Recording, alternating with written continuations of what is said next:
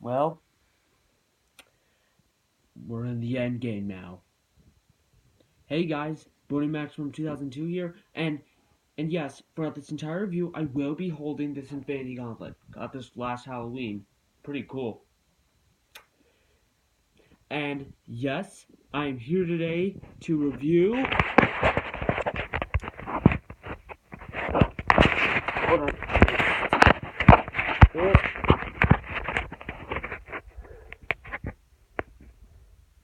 Avengers Endgame.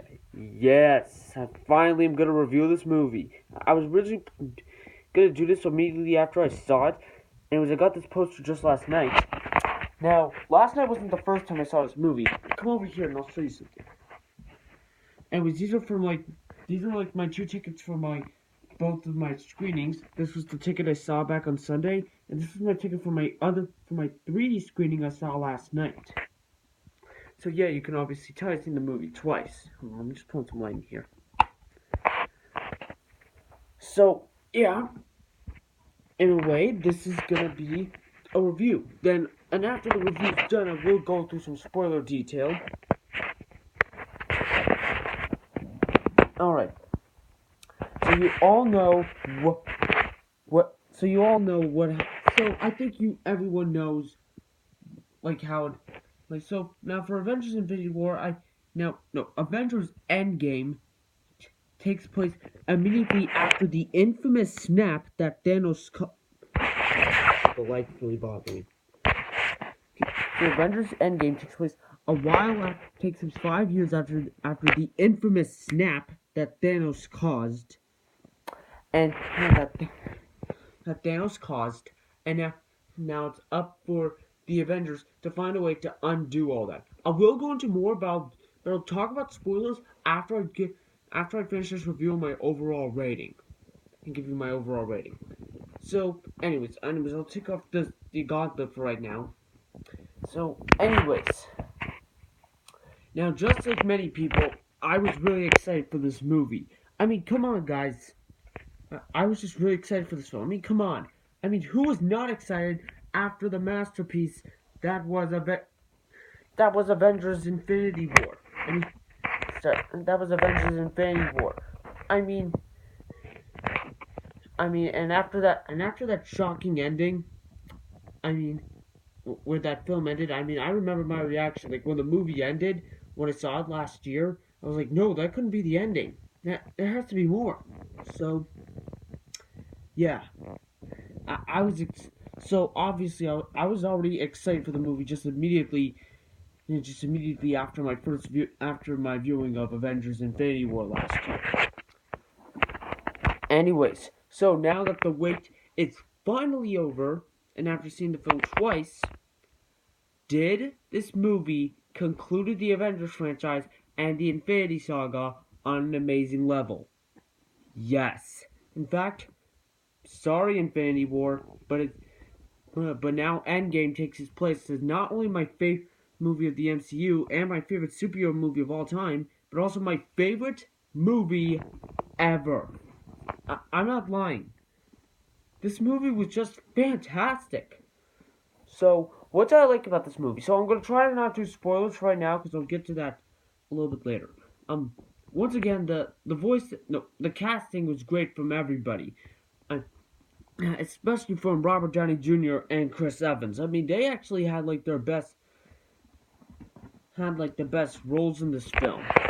I really like how their relationship works and their dynamics of what they wanted to do, how they want to bring like how how this should work. How are we gonna bring everybody back with something I'll explain about later. Anyways, it also brings into more good examples of going into some pretty good hilarious banter. And also, and there's not maybe and this and also the movie starts off pretty much on a pretty dark level. Like yes, the movie does start off with Hawkeye's perspective or Clint has seeing his family disintegrates. Okay, technically he doesn't see them; he just sees ashes everywhere. Well, so this is like his perspective at the beginning. so this is more of like at the end of Endgame, but the beginning of no, not the end of Endgame. I'm at the end of Infinity War, but the beginning of Endgame. I'm just so sorry. Just both films just sound exactly the same. Here, I'm just gonna get a little bit closer, so these are my rest of the review. You can at least see the poster.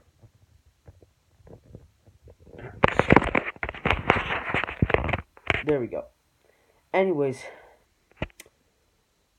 um, right. Also, and despite not being a lot, there's still some and also this movie does have some pretty good jokes. Besides, the Russo brothers do know how to handle their jokes. Even though I will admit there were a lot more funnier moments in Infinity War than there were in Endgame, because the first hour of the film is more like the first half of the movie is more of them being well like in grief, like of them losing the people that they loved, losing the people that they love. So it makes them all sad, and they've been going through many, and it makes them pretty sad. And like, what are we gonna do? I mean, we just lost. I mean, I can understand.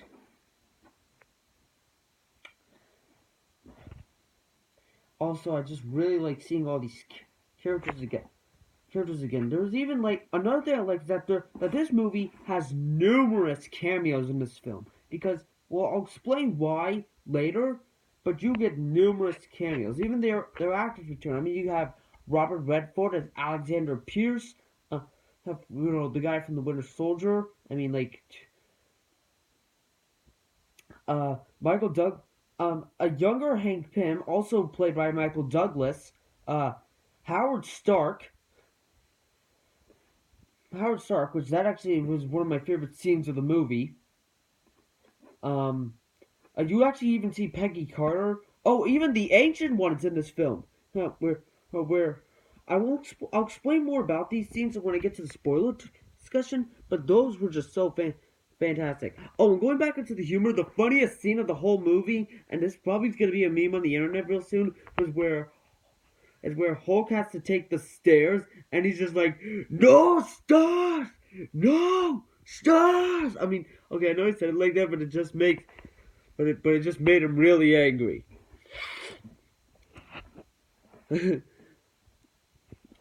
Of course, also the action scenes, also, and if you, and also this move, and also when unlike Infinity War, um, and where the where Thanos is like the main character of the movie, the main characters of this film as well, the Avengers, and they all get their big role, and it just made this movie just a fantastic,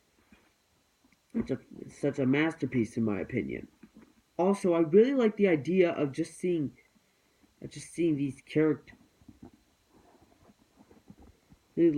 Also, I really like that there's some things that you get. Also, that they also have. What else? I'm sorry. I also really like that of how Scott comes back from the quantum realm because you would expect like someone like Captain like you you would think either any member of the Avengers or Captain Marvel would just bring Scott Lang back. Well, no. It was just or even Luis, and then he would have just no. It was just a rat. Also, and guess what? Do you want to know how long he was in the quantum realm for? Okay, because the movie takes place 5 years, right? Well, he was in the quantum realm just for 5 hours, so he just time traveled, and we'll get to that a lot later. Yeah, I know that wasn't necessarily much of a spoiler alert, but that was just a rat. But you know what? If just a rat just brings Scott Lang back, yeah. Also, plus I forgot to mention that this.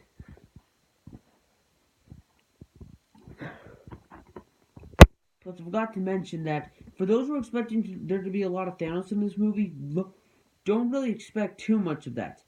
Then you have the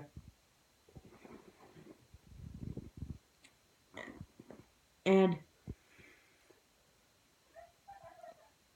Also, the ending, which I'll get to pretty soon, did have me in tears. Oh, and the action scenes were just fantastic. It was as for problems in this movie, I don't have anything to complain about here. Like I said, this is my favorite movie ever. Obviously, I'm gonna give this film a 10 out of 10 because I just love this movie. And now takes How to Train Your Dragon to Hidden Worlds Place is my favorite film of this year. My apologies for not reviewing that film either when it came out. All right, now we can get to some spoilers. Now keep in mind, for those who haven't seen the movie yet, please get out right now. I don't want any of. I want you all just to see the movie. Oh, and by the way, and stay tuned. Like tomorrow, I will do my Avengers ranking of all Avengers films. I'll save my MCU ranking for after Spider-Man: Far From Home. All right, so let me tell you some spoilers that'll happen. I won't go through like everything. I'm just gonna like go through like stuff that was pretty important. Like, for example, one. So remember in the trailer like where Tony Stark was in space and he felt like he was gonna die. Yeah, he gets saved by Captain Marvel, and yeah, he gets saved by Captain Marvel, and and then and then they find out that and then like some of the remaining Avengers find out. Oh wait, Thanos used the stone again on that retirement planet, because well actually the beginning of the movie took place like a few weeks after the snap, and then they go to find Thanos but realize that he destroyed the stones. Oh, and then this scene is probably like the only scene that felt R-rated. It was where Thanos is where like Thor is where Thor chops off Thanos' head with Stormbreaker. I mean, I was not expecting that. I mean, I was not expecting Thanos. I mean, obviously, I was expecting Thanos to be in the movie. Yeah, because actually the Thanos that actually is in the film, who's actually the antagonist, is the past Thanos. So you'll be surprised.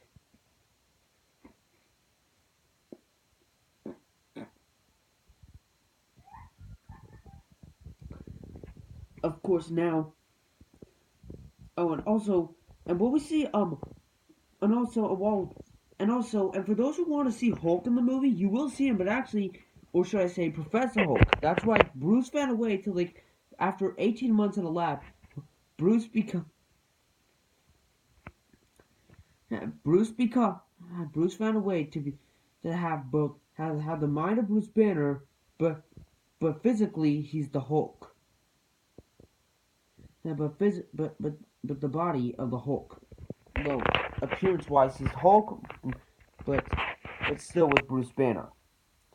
Oh, and there was also a scene in the movie where some people thought he died. Well, he was just pointing at a couple kids. Oh, and he also becomes like a hero or something. Like everyone starts to love him. So yeah, remember that joke with Thor Ragnarok? Like people saying that like Hulk saying that that Earth hates Hulk. Well, not anymore. Plus and then as for Thor, well, it looks like in the trailers and in this poster you feel like he would have been skinny, right? Well, that's just for the beginning, but then when you see him 5 years later, he's fat. Oh, and he gets his long hair back as well. Oh, and surprisingly, Korg and Meek are still alive, which I was surprised on that as well, because okay, well, technically, I was kind of predicting that when those characters, when the character posters for the movie came out and I saw that Valkyrie survived the snap, and the beginning of event, and the beginning of Infinity War, where Thanos destroyed half of Asgard, I was believed that, are Korg and Meek still alive? And then when I saw the movie, yeah. Oh, and this is just a minor scene, but Hulk, no, not Hulk. Uh, Thor, Korg, and Meek are playing Fortnite. But I'm not sure we're going to be playing that in 2023. Yes, that is the year of where the movie takes place in. And then I like the scene where you see, and then Hawkeye he becomes Ronin, and yeah I know, not Ronin from Guardians of the Galaxy. I mean like Ronin, as in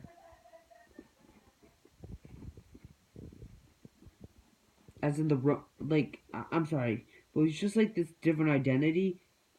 And now here's the part of the film where it gets more adventurous. They have to do the only reason to get all the stones back, they have to go on a time travel mission. And this is where and that's for like the majority of the second act of the feature. So for the second act, they have to so and then Stark has this time GPS and he has to go away for a while, even though to be honest, he already started like he already got married to Pepper Potts and had a child named Morgan. Now, well, of course, you did knew they were gonna get married, so, and then it cuts to this, and so they all come together and they have to and they think about the plan where, and like who is gonna go where. So like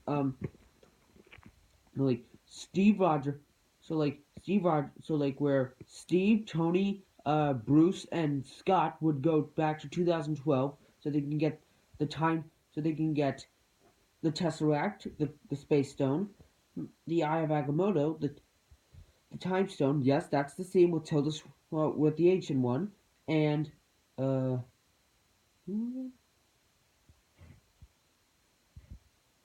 hold on, I'm just need to recall the memory. Oh, and also the Scepter, which has the Mind Stone in it.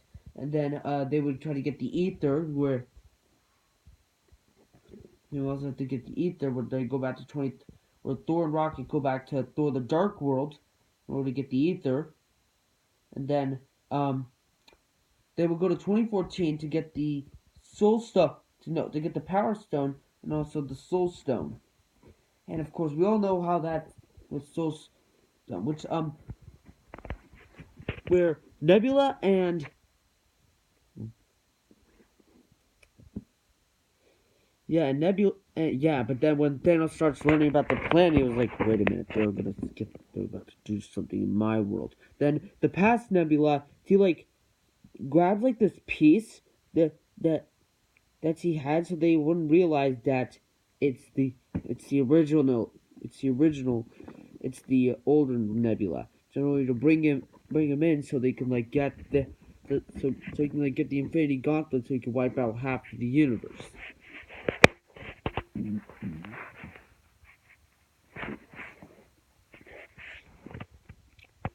And then once, oh, and of course when they have to get the Soul Stone. Oh, but then when things fail about getting the Tesseract, they have to go back to the 70s in order to get the minds, no, in order to get the Tesseract. And that's when Tony runs into his father, and he gives him some fatherly advice. And I thought that was a really touching moment in the film, which my dad loved that scene. And then it cuts to but then of course when they get to Vormir to like get the Soul Stone, this cuts to a really sad moment where, of course, one of them has to die, and of course, Natasha Romanoff decides to do it in order so Clint can live, so he can see his family again. And then it cuts. And so once they, so then Bruce snaps his fingers and undoes what Thanos does. So happy ending, right?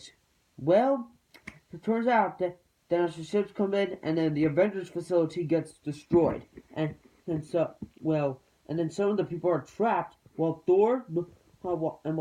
Tony and Steve have to confront him. And oh, and by the way, and before oh no, just want to let you know, before and Rocket left, he actually grabbed Mjolnir, his hammer. So he decided to keep it for the climax. And before Thor was about to get killed by Thanos, Captain America proved himself worthy of his hammer. But then Thanos almost destroys his shield. And so before they were all about to die, that everyone comes back, and I mean, just from an amazing moment, which I wouldn't change a single thing about that. And especially just the scene after where it's like, Avengers!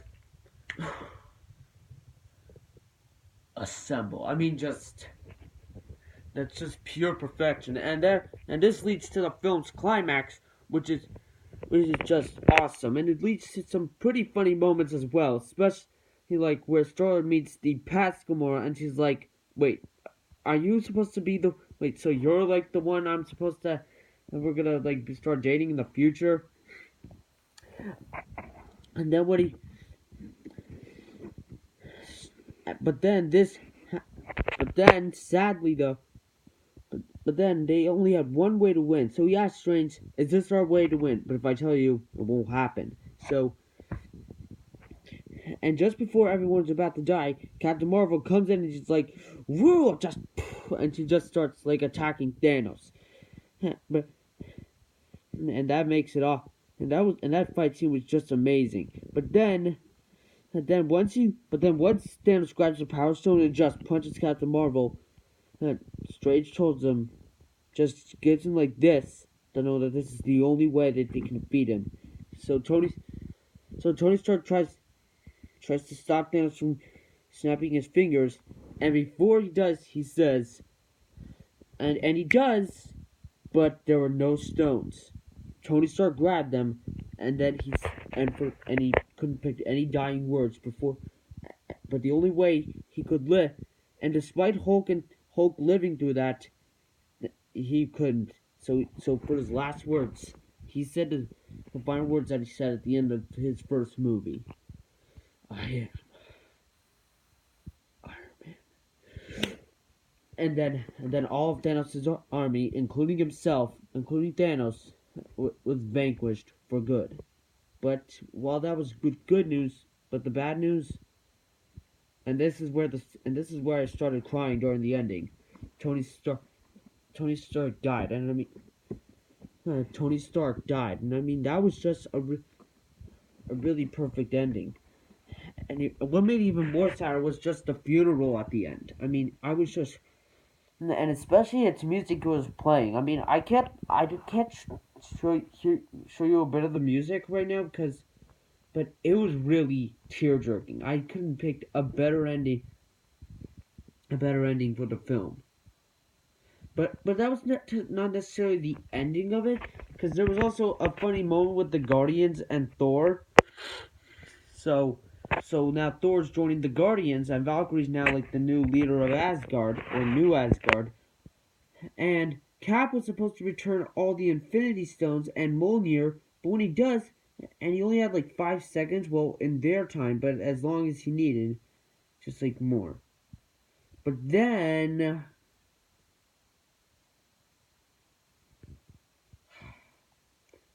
he couldn't come back. Huh. And then they find him on this bench, and they see this old man on a bench, and he's actually trying to be Cap. And it was like, "Hey Sam." I mean, it was like an old Captain America, and actually, it was actually still Chris Evans. He was just playing an older version of himself. Well, okay, well, not of Chris Evans. I mean, of Steve Rogers. And so he decided to spend the rest of his days in his actual time. So he gives, and then he decided to hand over the shield to Cap to Sam Wilson. And I gotta say that was a touching moment. And I gotta so how they ended this film was just very perfect. Yeah. And also, and I really love what they did during the credits. While there is no post-credit scene, I did love that they were going through every cast member's name. I mean, that was just fantastic. Overall, that's how I think. That's whenever I think of this movie, it's gonna be fantastic. I just can't wait when it's out on Blu-ray to rewatch it again.